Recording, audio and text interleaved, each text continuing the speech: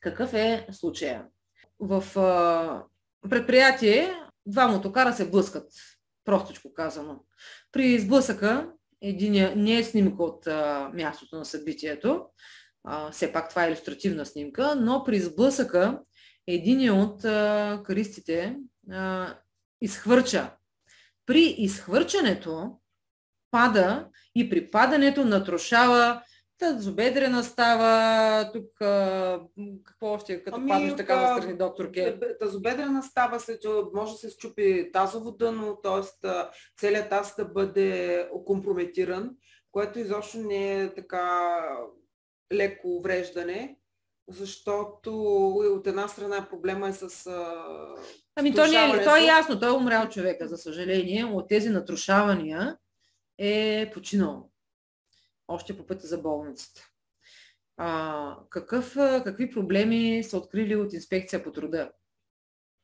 Всъщност аз веднага ще кажа, ако той беше с предпазния колан, нямаше да се стигне до това изхвърчене и съответно падане, натрушаване и смърт. Този човек ще бъде спасен. Коланът ще да го спаси. Коланът има още една функция, че ако се стигне до обръщане на кара, човек инстинктивно се опитва да скочи. И няма как да изскочи нагоре, нали, като Супермен. Съответно, момент само ще върна, скача в посоката на падането. И като тръгне, вижте тук, като тръгне в посоката на падането да скочи, какво се получава? Той бива затиснат. И от това се стига до смърт. Така че колана две функции. Един път това при сблъсък, което може да изхвърчи, и втори път спира човекът от инстинкта му да се опита да скочи, ако се стигне до обръщане. Работи. Но какво са открили инспекцията? Липса на знаци, маркировка и сигнализация. Аз ще го съчетая с складирани палети по пътя за придвижване.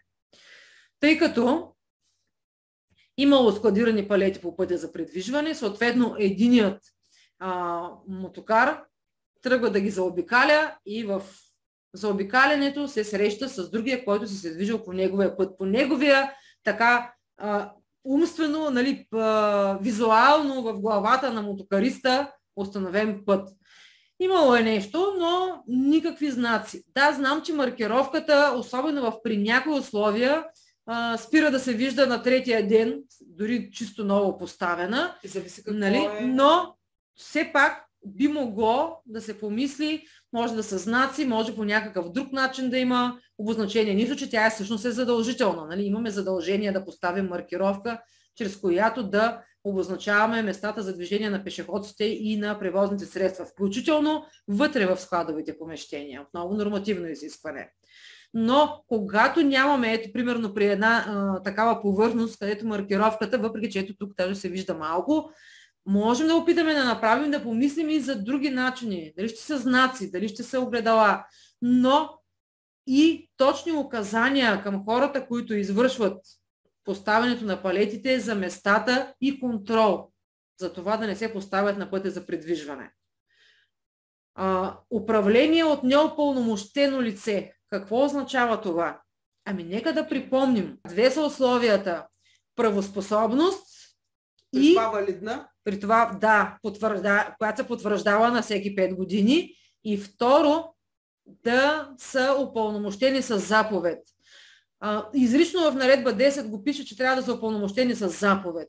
Ако е на такава длъжност, да кажем, че това може да го приемем, нали, за упълномощаване, ако е на такава длъжност и да не е необходима заповед. Но ако не е на такава длъжност, да е складов работник, общ работник и каквито да са други длъжности, то трябва да имаме заповед, чрез която да е видно кои са тези лица, които имат право да управляват. Защо е толкова важно? И защо са тези две условия? Това, че ти имаш правоспособност, не означава, че си достатъчно способен на тази площадка да извършваш дейностите. Затова се иска и допълване с обучение. Инструктажа на работното място да бъде допълнен с обучение и изпит. Ние няма да го учим човека на нещата, които са в обучението за правоспособност, а ще обърнем внимание на фирмени правила. На фирмени правила, скорост, опасни места, имаме или къде са поставени огледала, дали има места, където кой е с разстояние, които трябва да се спазват. В сбут норми и практика имаме процедура, която е за организация на безопасната работа с електрокари и мотокари.